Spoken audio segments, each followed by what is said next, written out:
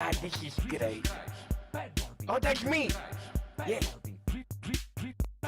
Yes. Good voice on that guy.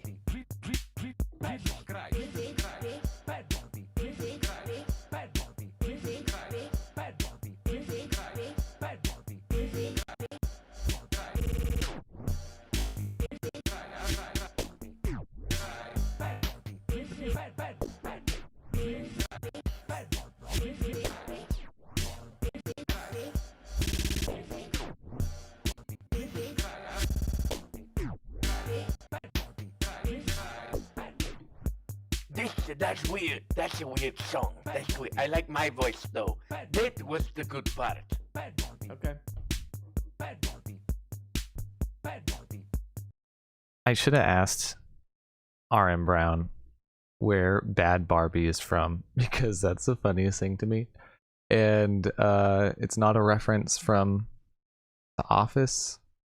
I have no idea what it's a reference from. But yeah, I was stoked. I was on his stream earlier talking about Utopia. I got to ask him about Utopia. This RM Brown fellow. Funny YouTuber. He makes political comedy. He talks about all the people in politics, political YouTube, I would say, and he just bullshits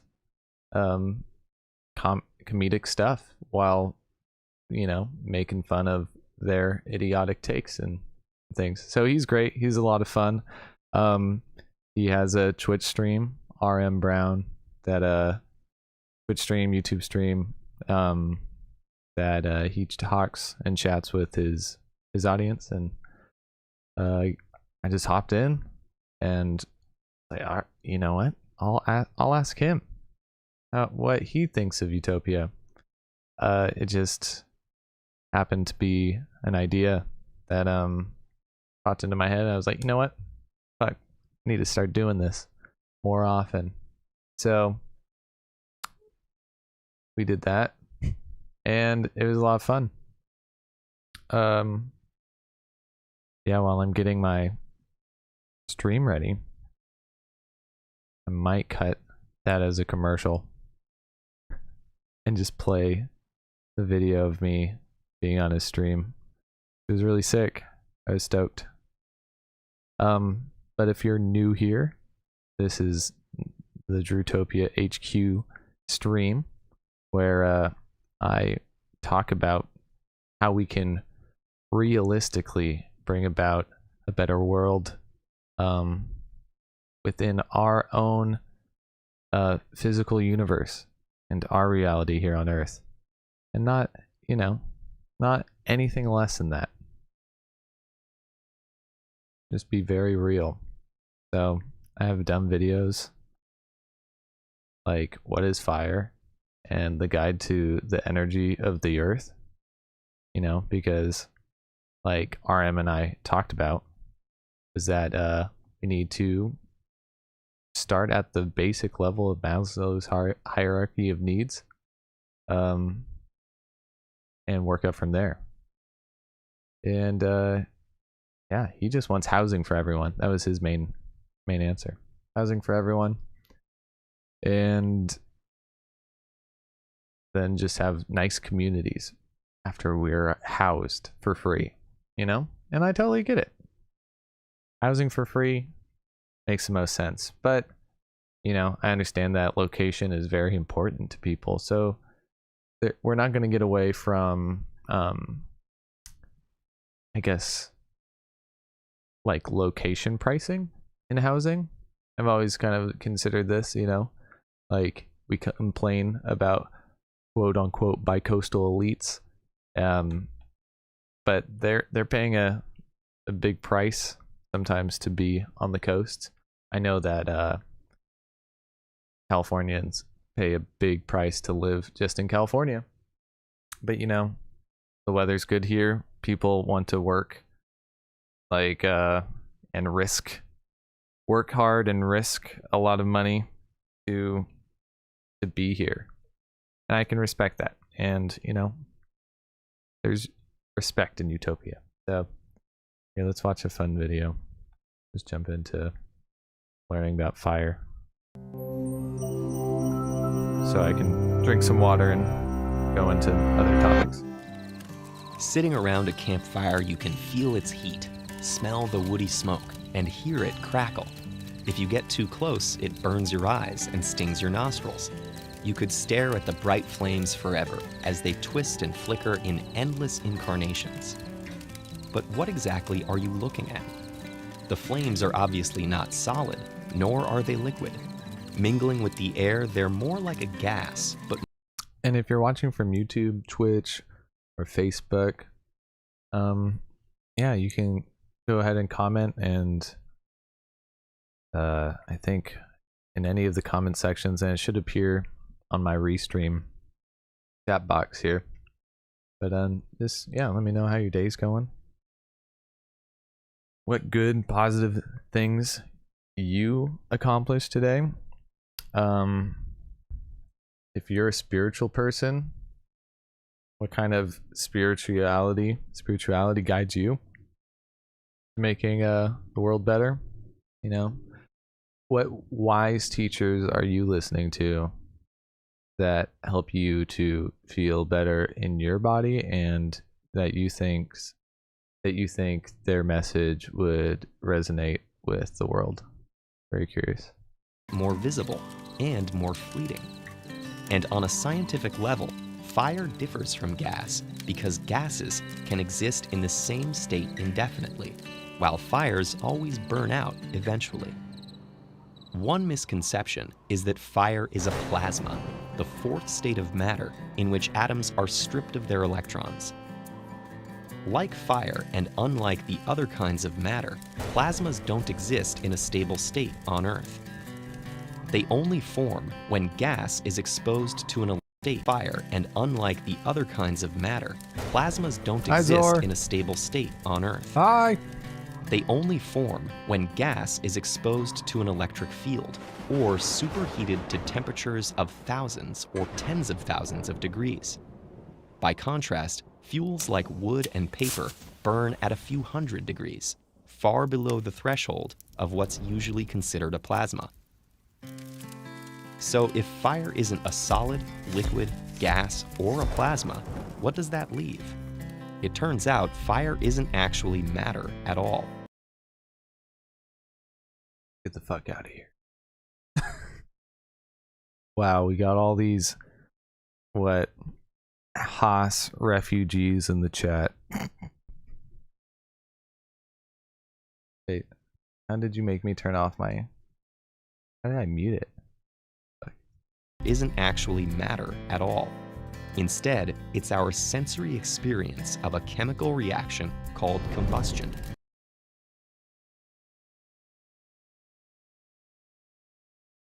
Our sensory reaction. Fire is just an illusion. That's what he's saying. You're hallucinating fire. It's just not even there. It doesn't have a physical reality. In a way, fire is like the leaves changing color in fall, the smell of fruit as it ripens, or a firefly's blinking light. All of these are sensory clues that a chemical reaction is taking place. What differs about fire is that it engages a lot of our senses at the same time, creating the kind of vivid experience we expect to come from a physical thing. Combustion creates that sensory experience using fuel, heat, and oxygen. They're just putting a sweet sounding guitar behind these lies. It doesn't make it more true. It's just a visual experience of a chemical reaction. So like, it's so weird.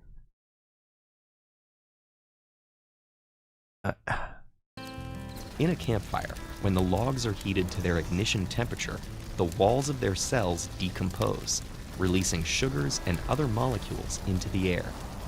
These molecules then react with airborne oxygen to create carbon dioxide and water. At the same time, any trapped water in the logs vaporizes, expands, ruptures the wood around it, and escapes with a satisfying crackle. As the fire heats up, the carbon... As the fire? What do you mean by the fire heats up? How can the thing that doesn't have matter be heating up? If it is just... Does he mean the reaction starts increasing in temperature? Carbon dioxide and water vapor created by combustion expand. Now that they're less dense, they rise in a thinning column. Making me upset and sound like a crazy person. I'm a fire skepticist, dude. I believe fire's real. Debate me. Gravity causes this expansion and rising, I'm anti-science. Which gives flames their characteristic taper. Without gravity, molecules don't separate by density, and the flames have a totally different shape. We can see all of this because combustion also generates light. Molecules emit light when heated, and the color of the light depends on the temperature of the molecules. The hottest flames are white or blue. The type of molecules in a fire can also influence flame color. For instance, any unreacted carbon atoms from the logs form little clumps of soot that rise into the flames and emit the yellow-orange light we associate with a campfire. Substances like copper, calcium chloride, and potassium chloride can add their own characteristic hues to the mix. Besides colorful flames, fire also continues to generate heat as it burns. This heat sustains the flames by keeping the fuel at or above ignition temperature. Eventually, though, even the hottest fires run out of fuel or oxygen. Then, those twisting flames give a final hiss and disappear with a wisp of smoke. Man, fire and us, humans, life, have a lot in common. We're just a state of reaction and decomposition. We're just a state of being. We're like a process, you know. Fire doesn't actually exist as matter. It's just the process of a atomic reaction called combustion that is just set off from one sparking point and then goes on, you know, as long as there's fuel. That's pretty much us, you know. We were sparked up, this consciousness, and we go as long as there's fuel, and then we eventually burn out. So, you know, we were fire as much as fire is fire, if you ask me. It's funny, Zor, right when you come in, I'm like, my goal is to just like get a reaction out of you, and just like, I need someone to call me crazy for a take. As if they were never there at all. Did you know that TED Ed has an online show? No, I didn't know. Actually, yeah, I knew. All right. Or are we just energy? Let's go.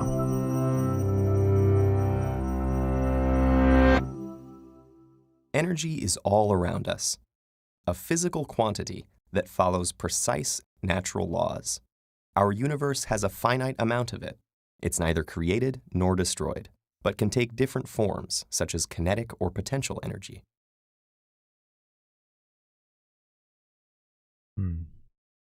With different properties and formulas to remember. For instance, an LED desk lamp's 6-watt bulb transfers 6 joules of light energy per second. But let's jump back up into space to look at our planet, its systems, and their energy flow. Earth's physical systems include the atmosphere, hydrosphere, lithosphere, and biosphere. Energy moves See, all this like Earth's physical systems and like Earth's energy fields, all just witch propaganda, dude. Don't believe it. Energies, vibes. Are you kidding me? Is this some hippy dippy stuff? Science is really just propagandizing witchcraft, to be honest, and it's dangerous. Moves in and out of these systems, and during any energy transfer between them, some is lost to the surroundings as heat, light, sound, vibration, or movement. Our planet's energy comes from internal and external sources. Geothermal energy from radioactive That's the emote that I want to produce from you whenever you come in. I'm sorry. isotopes and rotational energy from the spinning of the Earth are internal sources of energy, while the sun is the major external source, driving certain systems like our weather and climate. Sunlight warms the surface and atmosphere in varying amounts, and this causes convection, producing winds and influencing ocean currents. Infrared radiation. Okay. It actually amazes me how little people think about the sun when in our daily lives. It blows my mind that we can have any kind of like political views, world views, without ever considering like the giant orb in the sky that gives us life. like even ancient humanity thought of that, the sun, as being more important than anyone thinks of it today. We basically said, oh yeah, it's a, we described it scientifically like it's just a big ball of fire and just suspended in space that we're like floating around.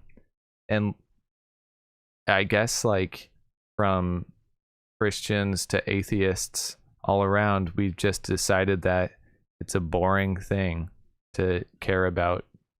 The like that's the closest thing to God. Like like the thing that is up in the sky that we can't look at. You can't like witness the sun. You just know that it's there because it's daytime. We just accept it. But like if you try and look at it, it will like curse you with blindness. Right? Like it's definitely just, the most powerful thing in our universe, and no one gives a single shit every single day, and we're just like trying to figure out domestic problems, and I don't know, we just have no earth force, dude. We need an earth force. I don't know, maybe not force. I like we don't need weapons, but curse you with blindness. Yeah, dude. What do you want me to call it? Is the medical term? I mean, it's kind of, I don't know. That's a spell. That's some witch shit. I don't know. That's some magic. Some just powerful energy right there to blind you from millions of miles in the distance. Fucking crazy. No one talks about the sun. Radiation radiating out from the warmed surface of the Earth gets trapped by greenhouse gases and further affects the energy flow. The sun is also the major source of energy for organisms. Plants, algae, and cyanobacteria use sunlight to produce organic matter from carbon dioxide and water, powering the biosphere's food chains. We release this food energy using chemical. Like if you were a supervillain that wanted to make a lot of money, you could just like sell sunlight, right? Because I imagine that if you're a real powerful supervillain, you got like technical capabilities of the wazoo, that you can just make like a sun shield, and then the nations that pay you You can like open up little like portals in the shield to allow sunlight. That'd be sick. But also, you'd be fucking up the whole world if you were doing that, because as we just learned, it affects the climate and the winds and ocean temperatures and shit. But man, yeah, basically all world, like, I don't know, all the things you can do to help save the world from like climate disaster for good, you could use the same technology for bad. And yeah, people will let those bad thoughts stop them from doing good stuff. But just have some moral fortitude and surround yourself with people you trust, and don't let the haters bring you down. And then we're golden. Reactions, like combustion and respiration. At each level in a food chain, some energy is stored in newly... Don't people sell air from like concerts? Someone was trying to sell a bag of air from Kanye's like album release party for like $4,000 or some insane number. Probably more than that, to be honest, like 20,000. I don't know. But yeah, people sell air. Made chemical structures, but most is lost to the surroundings as heat, like your body heat, released by your digestion of food. Now, as plants are eaten by primary consumers, only about 10% of their total energy is passed on to the next level. Since energy can only flow in one direction in a food chain, from producers onto consumers and decomposers, an organism that eats lower on the food chain is more efficient than one higher up. So eating producers is the most efficient level at which an animal can get its energy.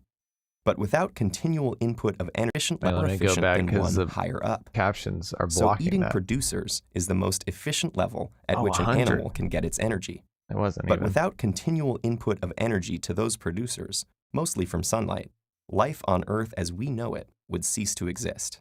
We humans, of course, spend our energy doing a lot of things besides eating. We travel, we build. Not true at all. I'm only eating all the time.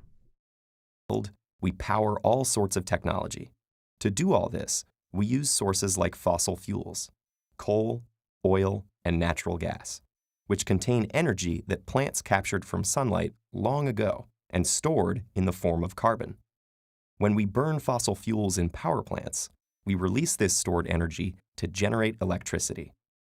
To generate electricity, heat from burning fossil fuels is used to power turbines that rotate magnets, which in turn create magnetic field changes relative to a coil of wire, causing electrons to be induced to flow in the wire. Modern civilization depends on our ability to keep powering that flow of electrons. Fortunately, we aren't limited to burning non-renewable fossil fuels to generate electricity. Electrons can also be induced to flow by direct interaction with light particles, which is how a solar cell operates. Other renewable energy sources, such as wind, water, geothermal, and biofuels, can also be used to generate electricity. Global demand for energy is increasing, but the planet has limited energy resources to access through a complex energy infrastructure. As populations rise alongside rates of industrialization and development, our energy decisions grow more and more important. Access to energy impacts health, education, political power, and socioeconomic status. If we improve our energy efficiency, we can use our natural resources more responsibly and improve quality of life for everyone. Avi.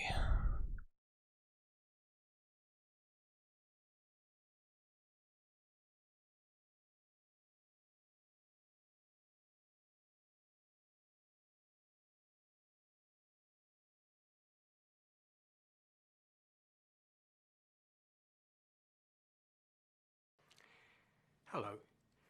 Welcome to Unit 5, Journalism in the Digital Age. Wait, what? In this video, we'll look at the digital age, past and present. First, we'll define important vocabulary. Then we'll look at the different steps in digital media that take us to the present. Take notes as you listen. It will help you play the game that follows this video. Ooh, a game that follows a video? That's interesting. So Zor, have you ever watched RM Brown? Just got onto his live stream and chatted with him on the Discord, and I asked him about Utopia. It's sick. Freaking did it.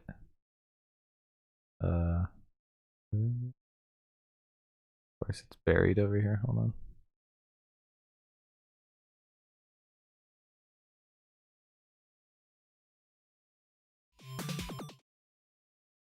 Good to hear from you. Bye-bye. Bye-bye. Bad Religion rigged up an 8-track to record a live album while touring in Europe. That's how you do it. Get that music sounding crappy. I know that there were some musicians in the chat. Get it sounding the only thing though is now those this has been going on for like decades, is that those multi-track cassette recorders are really expensive because everybody's like wants to get This is RM Brown. On that like Funny weird guy, sound. professional Or you can funny fake guy, it. You know, YouTube funny guy. Plugins where it's like it like mimics a warped tape and all this stuff, but I don't know how. You should watch his convincing that is. YouTube. You'll find I it don't know, really you're funny, not wrong. probably. That's cheating. You know what I mean? He's just a anybody know what I memer. mean? No. Those are naughty thoughts. All right. Well, what can I do to fix it? Beat a kid in Walmart. Well, all right. That's what I got to do. If that's what I got to do. Also, I'm I'll really do it. cringe on this, so just I was not Let's expecting take this, a but couple more Discords but here you and go. see what up. Drutopia, are you there? I am. What up, Drew? Hey, how's it going? Hey, thanks for joining the stream. How are you, and what do you have for us on the program tonight? Thank you very much. I'm great, thank you. I hope you're doing well as well. All is well. Super Tonight, casual. I was going to ask you if you had a vision of Utopia for all of us to enjoy, besides just, you said, or your soundboard said, beating a kid at Walmart. Any other ideas to add to that? to A make the world vision better? of Fruitopia, that drink from a couple decades ago, that juice.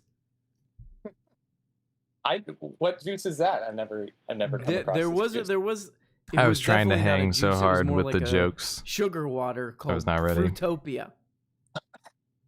No, I've never. I mean, was there the best flavor? Do you know it? I think they all just tasted like variations of like, different chemically flavored sugar water. But do I have a vision of Utopia? Yeah, like if you were a captain of, Star Trek, like the Starship Enterprise, you were taking the world somewhere. Right. Well, Star Trek was notoriously like post-capitalist, right? Maybe. So we'd have to kind of start there. I would say, everybody. I mean, it seems like we're so far from Utopia that it's almost hard to. But like, I would say everybody having like a very nice place to live. That's basically like a right to life. Having a very nice place to live. Like there's those. I always think of like my brain goes here because it's always like it's just like a thing that people talk about when they talk about housing. But they built those giant apartment buildings in Vienna or something like that, where it's like public housing basically, but it's really nice.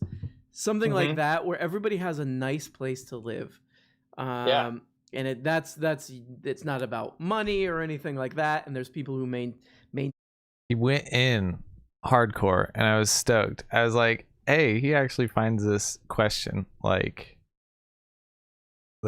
kind of interesting," and he actually had a decent and heartfelt idea about it. I was like, "Okay, cool." I mean, he started with the Fruitopia thing, but he'd given it some thought. And yeah, a base thought at that. Fuck yeah. Maintain it and will help you maintain it. So you're not always worried about paying rent or paying a mortgage. That would be cool. Really good public transportation. Lots of like public like leisure activities like tennis courts and blah blah blah blah blah and public music events outside. I think that. How does that sound? How am I doing so far? Oh man, that sounds so good. Yeah, I mean, you start at square one, living situations. Mhm. I think of So you made good. me You're think of so good. Alan Watts. Like, wouldn't it be nice that if we, were born, we were just like, oh, welcome human, like to our world, not just like, okay, we're gonna indoctrinate you into the current mythology of. Okay. I was like fumbling around on there, and this Alan Watts life. Like I was disappointed with myself on how poorly I recalled Alan Watts' philosophy on this matter. Alan Watts South Park.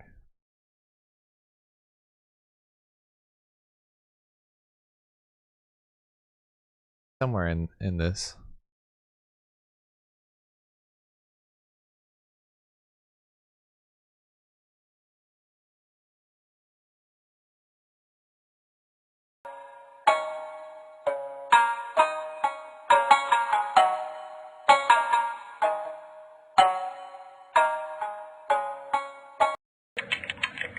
There is something in common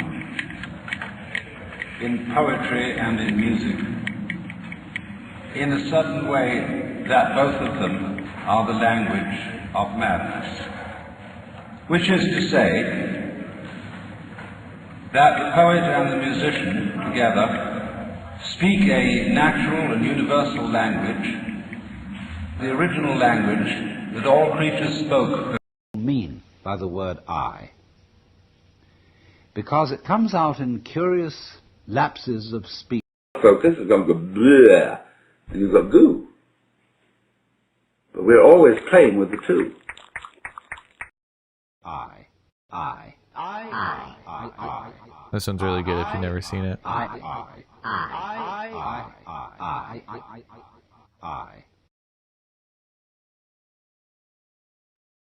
I've always been tremendously interested in what people mean by the word I, because it comes out in curious lapses of speech. We don't say, I am a body. We say, I have a body. And somehow we don't seem to identify ourselves with all of ourselves. We say sort of my feet, my hands, my teeth, as if they were something somehow outside me. And as far as I can make out, most people feel that they are something or other about halfway between the ears and a little way behind the eyes, inside the head. That is what you call the ego.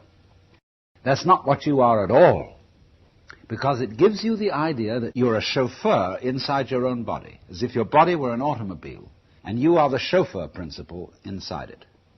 But you feel caught in a trap because your body's kind of a mess.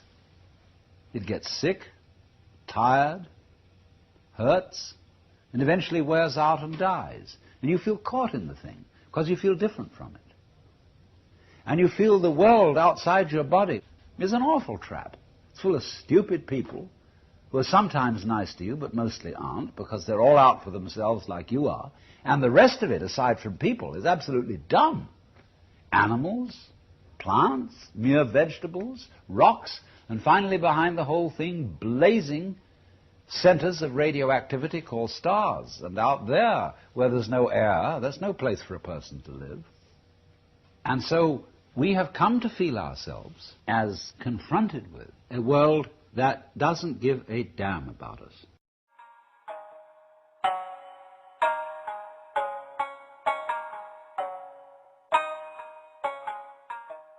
I mean, going off of that too, I've been listening to a meditation app from Sam Harris, and he has like these guests, like speakers who have their own meditations, which is kind of dope. His app's called Waking Up. I do recommend it if that kind of stuff interests you, like different types of meditations instead of like one person's idea. Becoming like a cool source for me. This guy named like Richard, I'll look it up. He talks about the headless way, and he's like, all right, point at stuff, and then he has you like point right at yourself or whatever, you know, like what are you pointing at when you're pointing at your vision? Like there's no object there. It's just you are the empty space in which the world happens, and like there is no like I. And that's a big weird part of meditation, is that you're supposed to try to identify what you mean by I, and the point of trying is that you basically fail to do so meaningfully, and that empty space and that like unsuccessful venture into find out what you are is allows you to connect closer with the feeling of what you are. Very strange. I'm still a learner of that and have many more lessons to go, but it is I don't know, it's right there in front of you all the time, what you are, but it's not like a thing. So pretty interesting. I think this next one is the one that I was trying to bring up with R.M. Brown, though. Let's see. In music, one doesn't make the end of a composition the point of the composition. If that were so, the best conductors would be those who played fastest. And there would be composers who wrote only finales. People go to a concert just to hear one crashing chord, because that's the end. But we don't see that as something brought by our education into our everyday conduct. We've got a system of schooling which gives a completely different impression. It's all graded.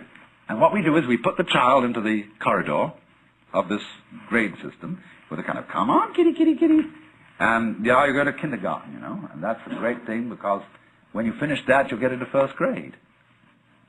And then, come on, first grade leads to second grade, and so on, and then you get out of grade school, you've got high school, and it's revving up, the thing is coming. Then you're going to go to college, and by Jove, then you get into graduate school, and when you're through with graduate school, you go out to join the world. And then you get into some racket where you're selling insurance. And they've got that quota to make. And you're going to make that. And all the time, this thing is coming. It's coming. It's coming. That great thing, the success you're working for. Then when you wake up one day about 40 years old, you say, my God, I've arrived. I'm there. And you don't feel very different from what you always felt. And there's a slight letdown because you feel there's a hoax. And there was a hoax. A dreadful hoax. They made you miss everything. We thought of life by analogy with a journey, with a pilgrimage, which had a serious purpose at the end, and the thing was to get to that end, success or whatever it is, or maybe heaven after you're dead. But we missed the point the whole way along. It was a musical thing, and you were supposed to sing or to dance while the music was being played. Don't miss it, dude. Don't miss life while it's passing. That was almost it. Let's see. Alan Watts on children? Nope. The raising children.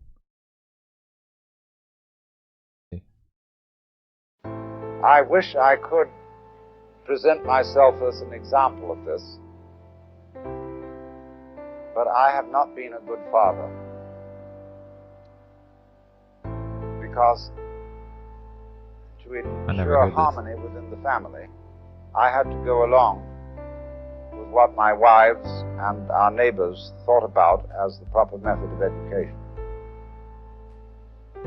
Now, I'll tell you what I really think.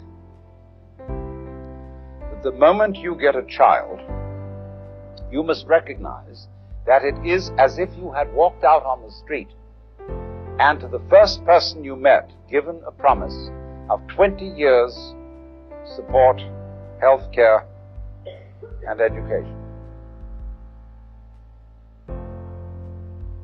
A child is a stranger. But nevertheless, it's very important that a child be treated as a small adult. And that from the beginning you talk to a child as if you were talking to another adult. Don't use baby language. Don't even use oversimplified language. Talk to a child just as you would talk to another person.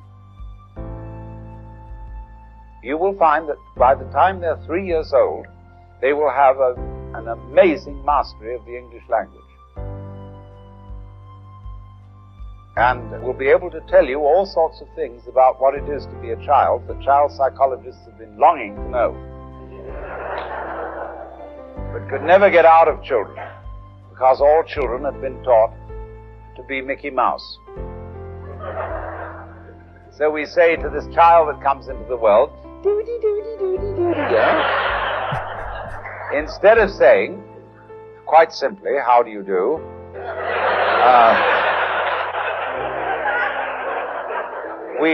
We welcome you to the human race as a new member.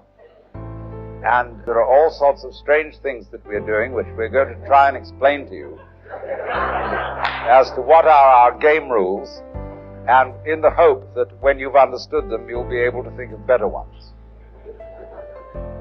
But the trouble is, if you do that, see, you'll have an amazingly intelligent 3-year-old. Then you've got to send the brat to school. And when the okay, that was basically it. Treating, wouldn't it be nice if we treated children coming into the world as little adults and asking them, how do you do? Welcome. We've got a lot of things going on here. No one's got it all figured out. We'll teach you what we know, and maybe when you're old enough, you can think of better ideas. But I didn't say that very well on here. I said, and set you up on this whatever country you're born into, and you're gonna struggle to survive after we educate you a little bit on what it's like to be a human. Well, you know what? I think there's a lot of this propaganda about how, like, well, if people, it was like sort of, a couple months ago when they were like, people don't want to work. People don't want to work. I think people actually do want to work. Like, I've never met anybody who doesn't have some, like, secret dream that they're obsessed with. I think people don't want to work their shitty jobs and not have rewards on that. I think, because we go into talking about, like, how everyone wants to do art, and no one would just, like, sit on their ass all day if we lived in a utopia. But I didn't really bring that up with him, that, like, some jobs are just total bullshit and totally deserve a bigger reward than doing something fun and enjoyable with your time. Like, if someone's still gonna have to go into sewage and clean out, like, human feces out, like, when it gets clogged in sewers, like, if that's a job that someone's still doing, Joe, freaking the dirty jobs guy going down with these people, like, those people, I don't see a world being fair and enjoyable and utopic whatsoever if those people are just, compensated the same way that someone who is just doing art is, like, yeah.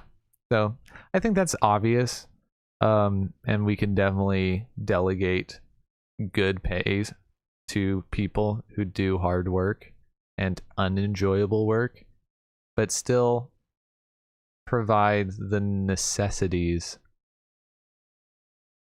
It's so interesting because our current system basically says you want the necessity to live, like the necessities to live. Like, you want food and shelter, well, you're gonna have to work for it. You could be lucky with your merit and be an artist, or you can just, you know, go into the sewage pit and get stuck in a job like this and, you know, just hope that the market changes and you get a better job for your lifestyle. I think that, I don't know, we could definitely change the market towards rewarding people for their difficult jobs, you know? Yeah, I'm going to take your yeah as a total and complete agreement with everything I said. So, thank you. You know, like every restaurant that I've worked at or crappy job, everybody is like a frustrated artist of some kind, you know? Like everybody has something that they want to do. It's just like it's very human. Yeah, exactly. It's very human, and I think people like anybody who's had like some time off, like, you know, like a week, after a while, like people get bored very fast, you know? Yeah. Like you need something to do, and my thing about that is that people want to do, like, the highest level would be people, of course, like after friendships and relationships and all that stuff, you get to some version of art, you know, and not just like fine arts, but like oh, my art is cooking, or I'm start some organization, or, you know, I'm like or science as an art, like people who push new technology and all that crap. You know what I mean? Yeah. I'm not even opposed to like people seeing business and doing business as an art form, as long as you're passionate about it. Yeah. You know? Yeah. Even David Lynch makes that point. He's like, when I go down deep to get ideas, there are ideas for business. Yeah. I think that's a form. Anything that's done. I didn't realize. Not just like. David Lynch just hit me. I didn't realize that he said David Lynch, but that's tight. That's one of my friends' favorite artists ever. Creators, I guess. Artists, yeah, for sure. Director, you know, it's all the arts. Like we're talking about here. He has that artistic take where it's just a human creativity gene in us that just goes off sometimes. That's cool. I need to watch oh yeah, I gotta add that to my watch list. Moment to moment survival, or out of desperation of like keeping your home or your transportation or whatever, it usually becomes some form of like, you know, you're out of, I mean, literally, I think it's like you could even interpret it in that like Eastern, you know, whatever, Eastern way of like, or whatever, like Buddhist way of like you're exiting, or at least you're attempting to exit the cycle of suffering. Like you're doing something not just to like keep being able to do something, you're doing something for a you're doing something that like removes you from that cycle.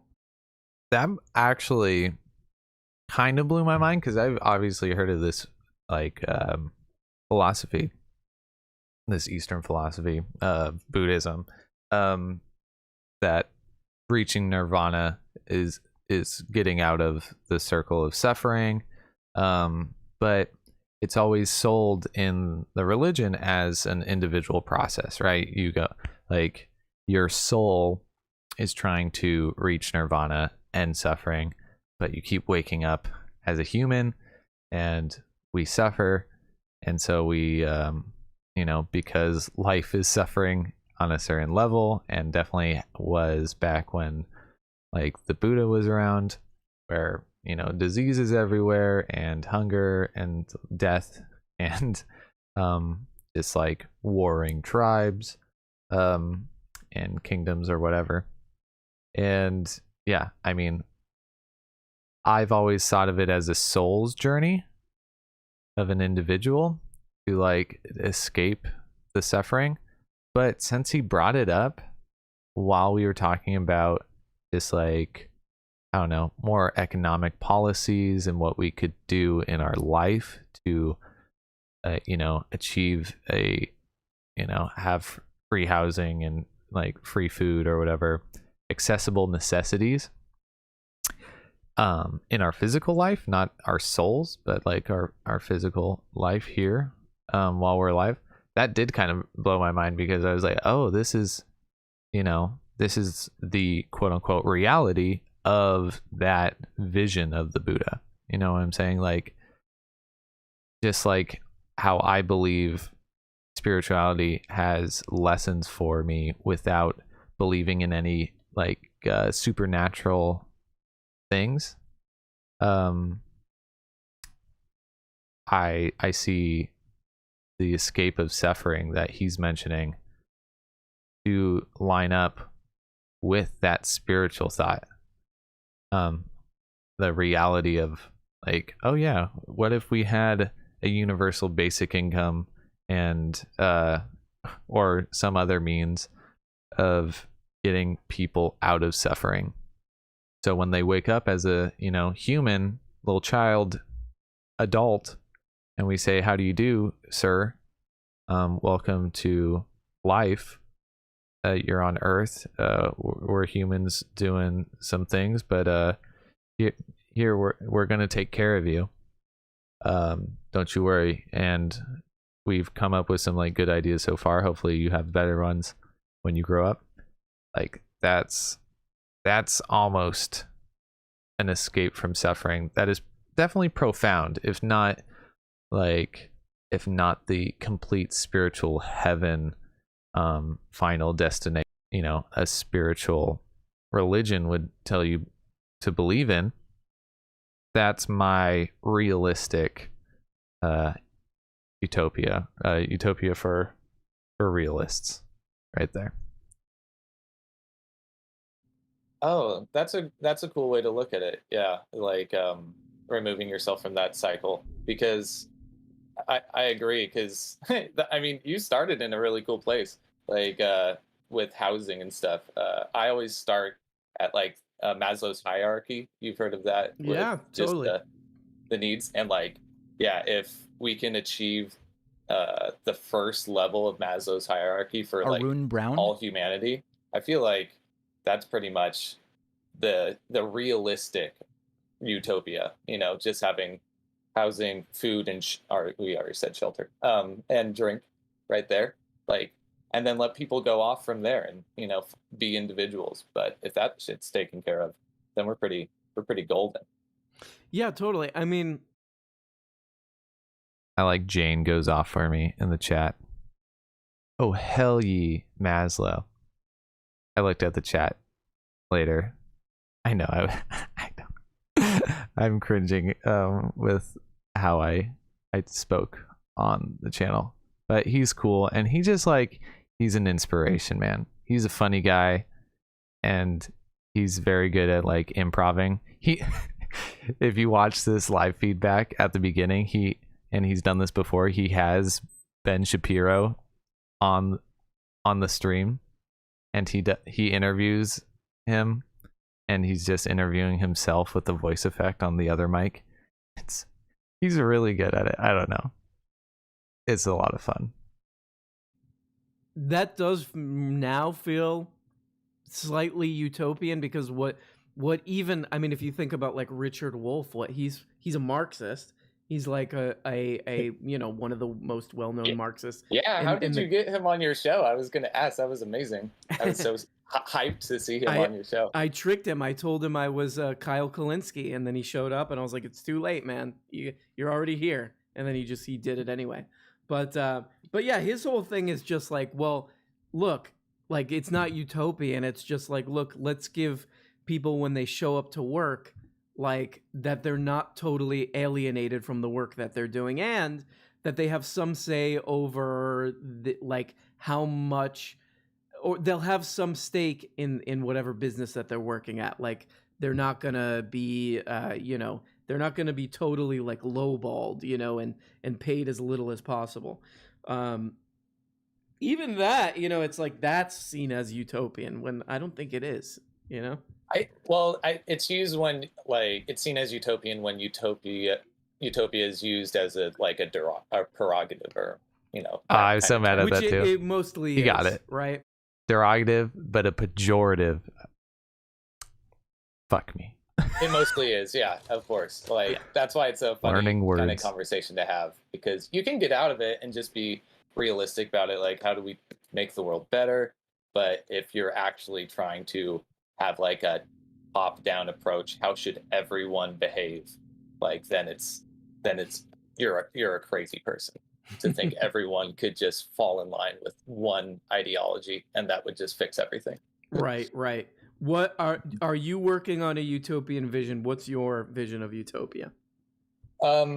Yeah, I mean, I just like to talk about it, so I'm stoked that you've like actually contributed some great ideas and perspectives. But yeah, when I have done my philosophizing about it, it has come down to getting to a point of achieving like that first level of Maslow's hierarchy for people. Yeah.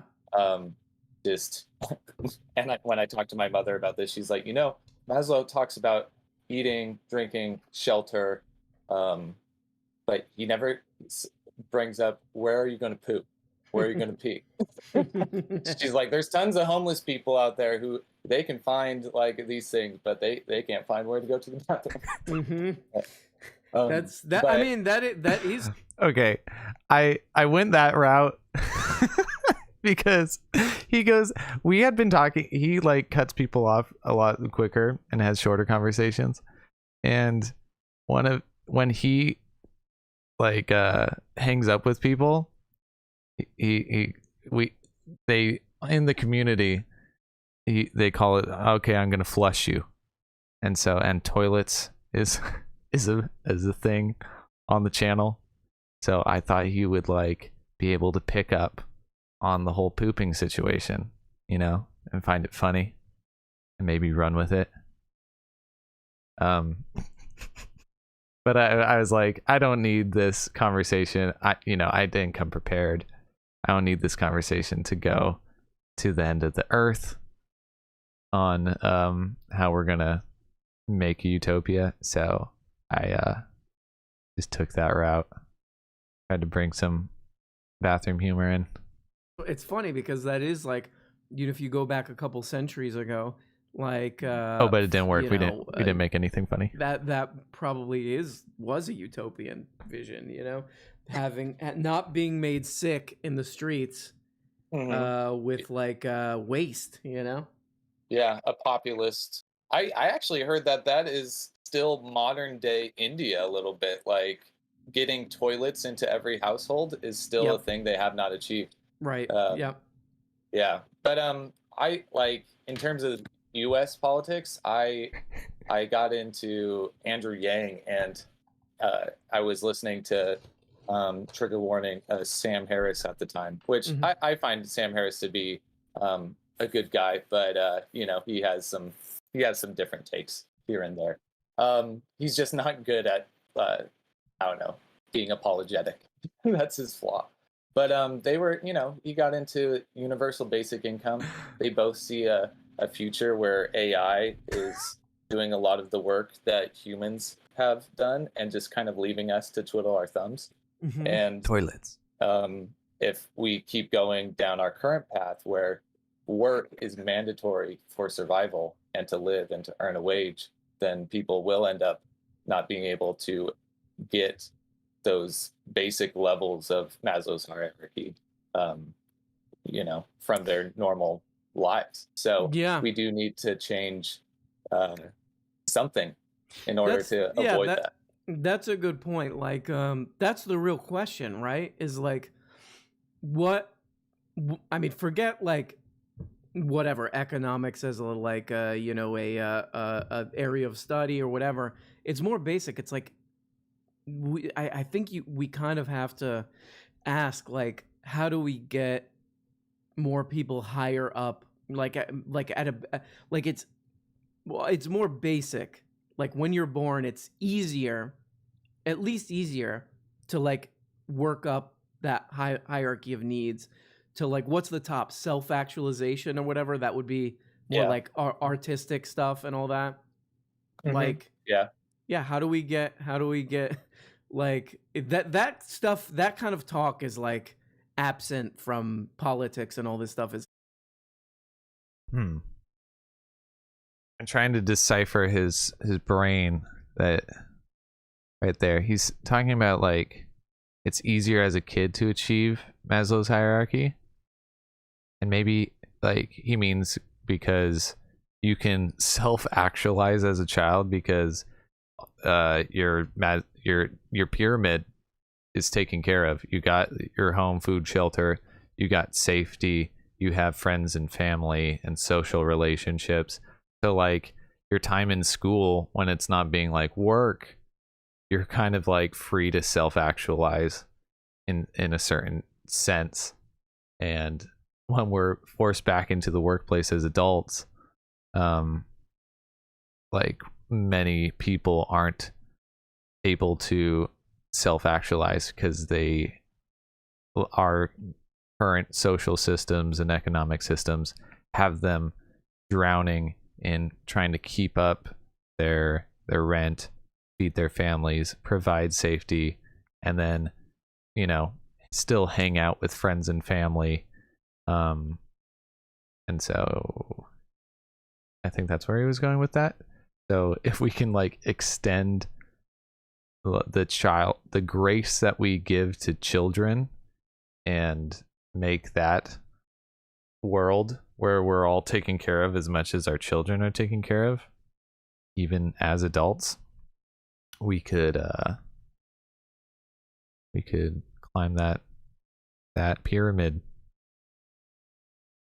How do we get everybody, as many as possible, higher up the pyramid? Yeah. It's at least like a good question to ask. But Drutopia, thank you so much. I think you brought an interesting look. Did I stumble all over this and not give a great answer? Sure, but we gave it a try. And Drutopia, I love you, and I'll talk to you later. Love you too. Bye-bye. Oh my God, he was mid something. He was midsummer. Yang in a bodega was peak something. Is there something about Yang in a bodingle? Yang is doing some New York. He's doing. And I appreciate Bart here saying also shout out to this dude, Call of the Day. Yeah. Did it. Dude, my first stream debut on a big streamer. RM Brown, folks. Get hip to it. He's coming at you. Being the real YouTube funny guy. Check out his YouTube channel. It's a lot of fun. And you know, just don't take him too seriously because he doesn't take himself seriously. Toilets. Okay. All right, guys, here we go. This has been a requested video, actually. A lot of people are like, hey, do something about Jimmy Dore. And he's talking about something here that it's kind of become like the HPV of YouTube, this whole lab leak thing. Joe Rogan, even Kyle Katrinsky or whatever that guy's name is. A lot of people convinced that this thing came out of a lab, despite there being no evidence for that. But before we get into this, the most important thing here is don't trust anybody on YouTube. You don't think inserting a bat virus spike protein that he got from the Wuhan Institute into the SARS virus is gain of function? That is you would not be in the minority because at least 200 scientists have signed a statement from the Cambridge Working Group saying that it is gain of function. Well, it is not. And if you look at Fauci here is being a politician, and I'm going to go ahead and say he's lying because it is gain of function. What he just said. So he's trying to parse his words by saying it's not gain of technically, it's not gain of this, it's that. He does because he doesn't want to take responsibility for this. So James Dore is saying here that this guy's lying, he's parsing his words, and that he doesn't want to take responsibility. And what he's talking about here is this thing that has, again, spread all over YouTube about this thing called gain of function research, which no one knows what that means. All the people, you're going to see tons of people on YouTube talking about this. None of them know what it means. So I looked up I looked in. I again wasted valuable time, and to best explain this, I'll read this little section from an interview from MIT's magazine, and it's an interview with this guy Ralph Barrick, who actually he's like one of the leading coronavirus virologists in the world. This is kind of the best explanation here. So they ask him in this magazine, can you call it this gain of function? What they were doing, what Jimmy Dore's talking about, and what Rand Paul. And we're going to get back to Rand Paul in a second here.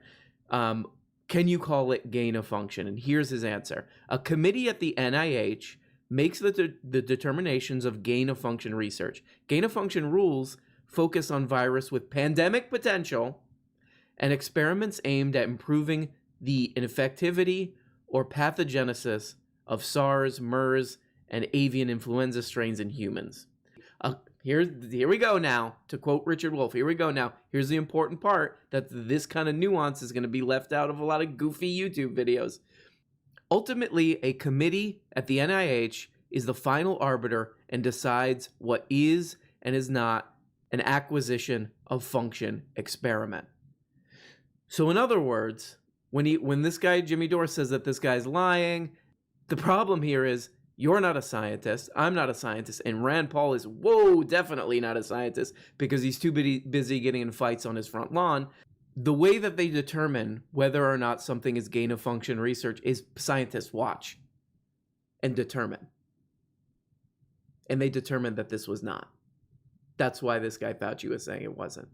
So yes, and this is another thing we have to get into with this Jimmy Dore thing. Yeah, they experiment with these viruses. And the reason is because in order to maybe stop the spread of a pandemic, you kind of have to know how these things work. Of gain of function research done entirely in Wuhan, for which there was supposed to be a federal pause. Dr. Fauci, knowing that it is a crime to lie to Congress, do you wish to retract your statement of May 11th where you claimed that the NIH never funded gain of function research in Wuhan? Now, it looks to me like Dr. Fauci is caught lying once again. Also, we found out that they did fund this research. I didn't hear anything about all They this. tried to hide it through the Echo Watch, a subsidiary. They tried to fund the Wuhan lab because the Obama administration put a pause on this kind of testing. I want to say here before this next part, I love an old crabby guy, so I'm drawn toward guys like Jimmy Dore. I don't know, like a crabby old guy I kind of enjoy. But this is this part is just straight up misleading because he's like, they try to hide it. They went through a subsidiary, like it's the CIA going through a secret bank or something. Here, I'll read this to you from the LA Times. Did a pretty good actually summary of all this stuff. In 2014, the Institute Fauci directs awarded a 5-year, $3 million grant to the New York-based Echo Health Alliance. That's what he's talking about. That's what the shadowy, secret company for a project titled "Understanding the Risk of Bat Coronavirus Emergence." That project focused heavily on China, where the novel coronavirus had emerged from animals on several occasions. The work promised to explore the potential pandemic risk of such viruses, gathering samples from the field, studying viruses in the lab, and developing models about how they could evolve and spread in real life. In an interview, Fauci said that roughly $600,000 of the grant money went to the WIV, the Wuhan Institute of Virology. Scientists there, many of them U.S. trained, were tasked with nailing down the precise origins of the original SARS-CoV-1 virus that arose in China's Guangdong province in 2002. Okay. Well, he's funny, and sometimes he also tries to do research. And those are separate and not equal things. But, he likes to keep his audience informed and act back on these negative ideas, I guess, or people who spread misinformation in his eyes, and try and get correct information. So I respect it. It's a little snoozy. and maybe a poor example of his humor. But when the news isn't important, you know, then it can be a blast. So, you know, give him a sub. Also give me a sub. You sub to my YouTube channel. It's so very sad. So, I mean, if you got the time, go to notes to Utopia, I guess. That'd be cool. Look at me go. 2 live streams in the bucket. All right. I think that's going to be it for my stream today. Just wanted to come in and say, hey, link it. Okay. How can I link it? Because I don't want this to be like my channel. You know what I'm saying? Like, can I? Oh God, I pressed too many buttons too quickly. Okay.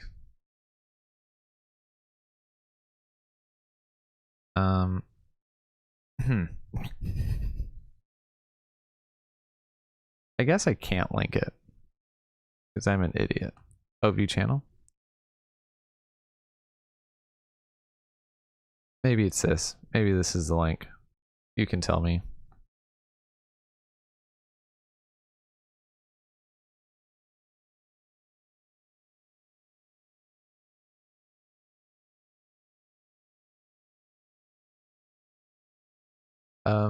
But yeah.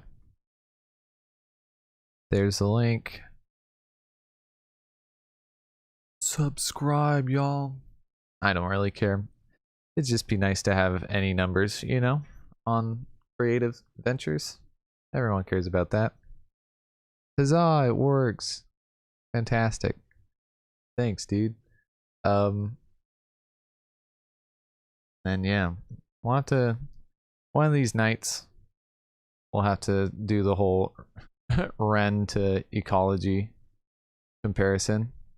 Because I think I want to join Wisecrack in helping out Ren instead for my climate help. Just being a, you know, capitalist American earning a wage, you got to use donations to help the world. I think it's lame, but I do believe that, you know, like we were talking about earlier, the people who got to go down in the sewers and do dumb jobs, you know, they should get paid for that. I personally believe that if there are projects that people are putting their time and energy and effort into, that are helping the planet, then I think that they should get paid more. And so that's where I'm, you know, putting my dollars that I earn into, because the government isn't going to help pay for these projects. So at this time, it's got to be up to us people who care and who are able. And, you know, I'm not able to do much, but better than nothing. You know, be the change that you want to see in the world. Get on your Gandhi and Jesus shit. Buddha, whoever you like. But yeah, we'll go over it next time. Until then, stay safe, guys. COVID's back. And yeah, we had to close our store today, dude. Actually, Starbucks we could not open. We had 3 people and we couldn't even open our store today. I had to go work at a different store and we just said temporarily closed. And I think that's nuts. But we're going to be open tomorrow. Just for a little bit, half a shift. Yeah. So many, half of our team is isolating because one person got COVID. Half of the team had to isolate, and then apparently this is happening at other Starbucks too, in our area where one person caught it, and they have to isolate like whoever was unvaccinated on the team around them, and not enough people are freaking vaccinated to keep, have enough staff to keep the store open. So it's really cool if you get vaxxed. It helps the economy. It helps me work if this virus isn't going around and being dangerous, but we have to keep looking out for these people who, are catching it. Anyways, it's the Florida of California. It is, yes. I'm in a very special area where COVID's been over for the last year. But yeah. Tomorrow I'm going down to Oceanside and moving into the new studio that we just started renting on the 1st, and I'll be seeing about going to the thrift store down there and maybe moving in a desk if I find one, and then maybe later this month we'll have some studio streams and we'll have Forrest be in the room instead of on the phone, and maybe get some cool, like, fun convos with other people. Can you imagine? No bedroom streams, like IRL, but like, I don't know, just my life still. It's like kind of IRL streams. Like, we'll actually have people come out to this little studio and hang out on the computer. I think it's going to be a lot of fun. My friends are like really fun sometimes. Especially the Forrest, and the people he surrounds himself with are cool. And we got musicians, and Forrest, I'll be hosting like his drum streams, and we're going to figure out some streams for him, which are going to pop off hopefully, because he's got thousands of followers on Instagram who love his drumming, and we're going to set up shows for his stream. So networking,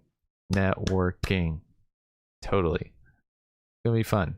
We got things in the works going on, and I'm very excited. So yeah, maybe see you tomorrow, maybe not. Definitely see you Wednesday.